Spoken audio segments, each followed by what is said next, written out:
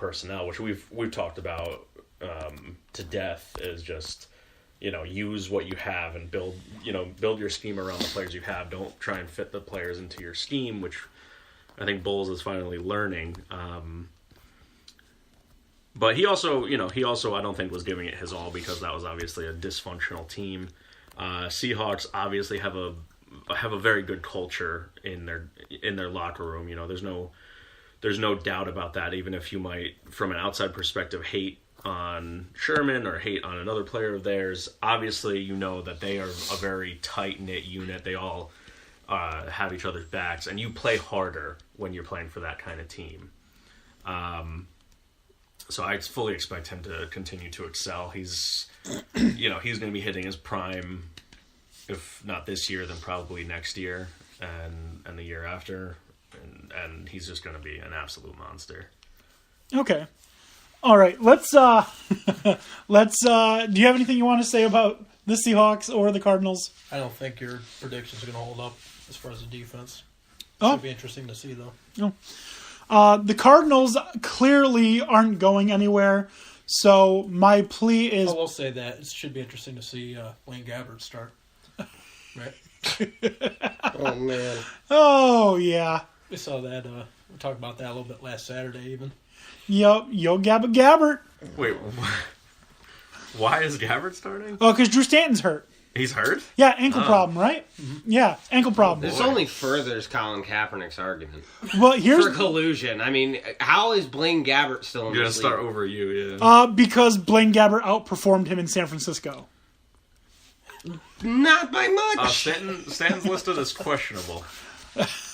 Well, they better hope he's not questionable. Well, I think when they have him listed as questionable, he was seen throwing off to the side at Tuesday's practice. I think when they have him listed as questionable, they're forgetting to write his talent next to it. His talent questionable. Yeah, the talent and Gabbert's is doubtful.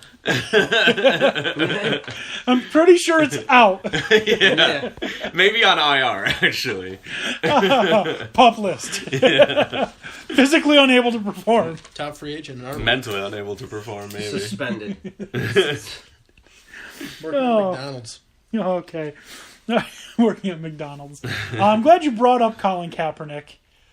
Because like I predicted, I don't remember, was it last week or the week before we went through our you mentioned the Walter Payton Man of the Year award. If we're going to go into the GQ nonsense, I don't care. It's for GQ to sell magazines. I don't care. It is. I don't care. Yeah. I think there's obviously better candidates if we're going to just talk about people around the world, if we're going to talk about even in the people NFL. In sports. Yeah. We were talking about J.J. Or Watt, just citizens, for that matter. I mean, it's a Citizen of the Year award. There's other candidates for Citizen of the Year. They're just trying to sell controversy. So after seeing that, I still hold true to him winning Man of the Year. But I will say, after reading some of the comments, I don't think he wants to play football. Kaepernick? Yeah, I'm no longer convinced that he actually wants to play. He said he wants to refocus his energy on doing his activism. That is entirely why teams, well, not entirely why, that is one of the reasons that teams are not calling you, because they're questioning your desire to play. Well, he's not helping his own argument by making that statement. And furthermore, other than him kneeling, I don't know. Do you think that's Can anybody tell me what his activism has been since kneeling? Yes, he's giving back to the communities. Right, but time, money. Fine. But all athletes, every single player in the NFL is giving their time and money to some kind of organization that goes back into the community. So that's not really setting the precedent. You want to go out there, but he's doing it kind of full time. Because on the side. What else is he going to do for employment? Right, but you're saying what's he doing? He is doing it. Okay, but there's also guys working full time in the NFL that are doing the same kind of thing. So if you want to do that, then start being the face of what you want to do. Well, because I'm not seeing him being a face and being a leader and trying to push any movement forward. Not to defend Colin Kaepernick because I don't like him. Oh my God. Stony Brook basketball is beating UConn. Not by much. Doesn't what the hell? By 2 in the first. Doesn't matter. Stony Brook beating 22 UConn? 20. Nope. I am not down with that. UConn. I hate UConn, but I hate Stony Brook more. Wow. No, I can't wait for the headlines. Wow. Is UConn anything like we thought they'd be? No, but every time they're like that though, they always win it. Always. No, when they're overlooked, that can be their go-to. Yeah. Anyways, Kaepernick is basically staying in the realm of what he is pushing, and that is starting, he's working in the inner city, specifically with minorities, trying to help them, advance themselves in society, help them get educated, get into sports, keep them off the streets. So he is trying to push his... that sounds bad, push his agenda. That's not what I mean. That makes it sound like it's bad. Better the cause. Yeah, he's trying to advance the cause that he is fighting for. But you're right, J.J. Watt is much more deserving. Sean Lee is much more... The Cowboys' offensive line rebuilt a firehouse. Come on. I mean... It's tough when you get to, smaller things like that. J.J. Watt really did, get millions donated to Houston, which was huge. His was also kind of on accident, though. He's like, I'm trying to get $1 million. Yeah, and then he walks away with 37 million. Yeah. So, I mean... Yeah, so... Some of these other ones, it gets to, apples to oranges. It's firehouses versus helping inner city kids. It's going to children's hospitals. It's they're all doing great things. Let's not. How about instead of nominating these athletes, we shine a light onto people that are not getting the attention they deserve, because there's heroes, throughout our society doing work every day that is monumental.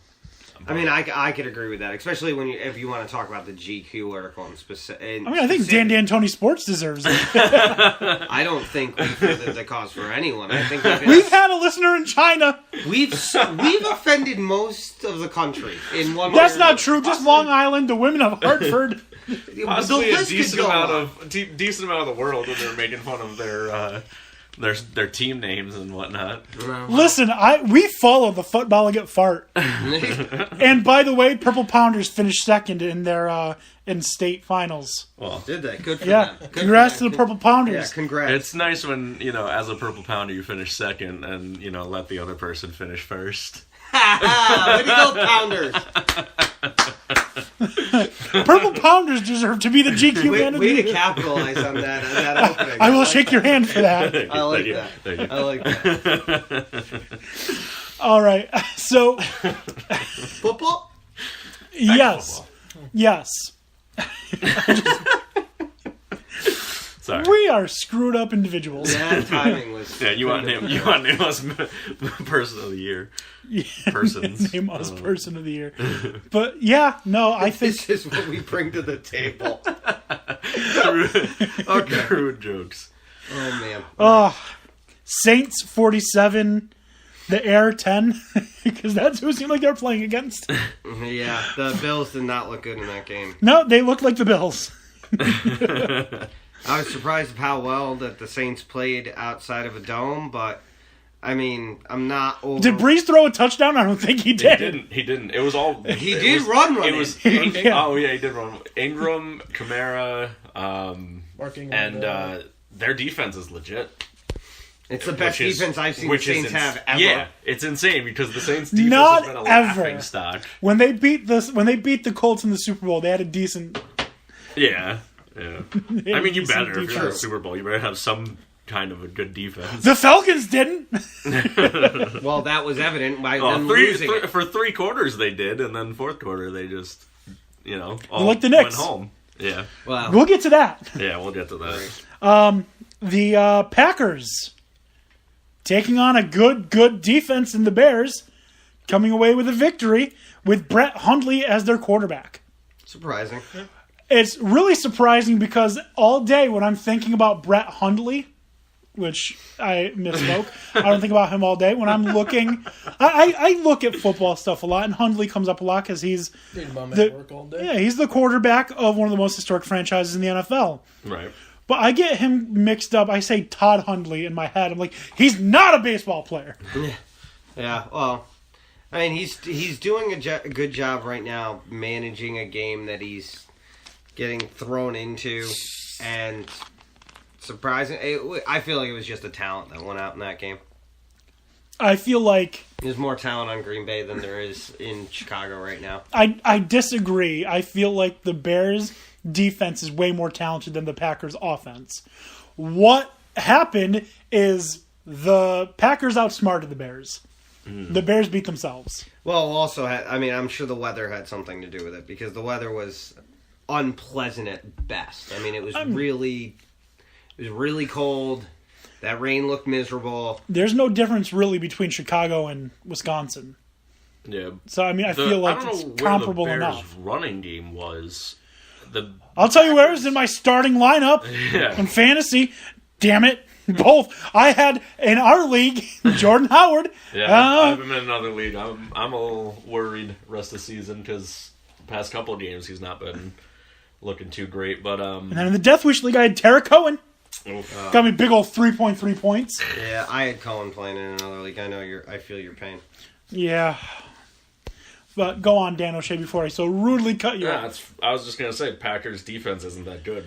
The Bears should have been able to run that ball a lot better. Yeah, but when there's no threat of passing game because your quarterback is Mitchell Trubisky, and I don't remember. You traded up to get him, and who was it? Was it Brandon Marshall?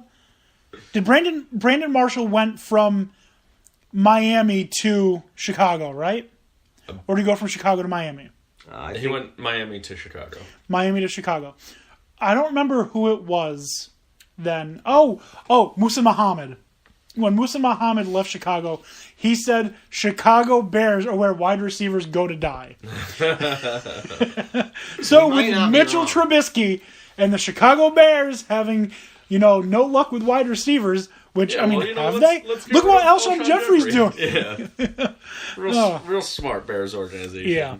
GM of the year right there. GM of the year. I don't know. That goes to the Dolphins. Oh, we'll just give you J.J. Yeah. And then he busts like 140 yards the first game. Uh-huh. Oh, man. The Eagles are in it to win it this season. Yeah, the Eagles obviously. Are a real threat forever to win it all. All right. Until Carson Wentz realizes he's from one of the Dakotas. All right. Lions 38, Browns 24. The Browns were close. If that injury doesn't happen to Kaiser and knock him out of the game where they were, and the play to end the half, I think the momentum could have kept with the Browns. It might have been a different game. I'm not to pick on you or whatever. I'm not a believer that there's a big drop off between Kaiser and Kessler and anyone else at Hogan. Neither do I. Anyone else they have. Neither do I. But the momentum at that point. Well, give me Isaiah Crowell playing quarterback. I'll take it. The Browns have the god Josh Gordon returning, and that is when they will rise. Until then, they are going to be terrible. Rise to what? Is he gonna Josh Gordon killing in fantasy, and I don't care what else. the only rising that I see coming out of the Browns pants when Josh Gordon gets me 1 million points in fantasy. No, is when Josh Gordon comes back. He's like, guys, I really respect the flag. Please stand. Yeah. Oh man. So let's. Josh, you're paying. What is wrong with you? Yeah, I'm in 2 of my leagues. Yeah, you do. Just sitting on the bench. He's got. I have him in all my leagues. I got and as well. I'm about to pick up David Johnson because he's apparently coming back for playoffs, for fantasy playoffs at least. Because obviously the Cardinals are not making real playoffs. I don't know that they're going to play him though. I think they will because I think he's going to demand to play. It's worth a stash if he's on the wire. I mean, if you have a keeper league, definitely. Yeah, well, but if you're playoff bound, I think and you have the space for him, then to me it's definitely worth a stash because it's a lotto ticket, really. If he comes back, even without a quarterback, he's just going to be running and scoring touchdowns against whoever they play. But when are they saying he's going to be back? Well, he got the cast off yesterday. So 2 weeks? That's what they're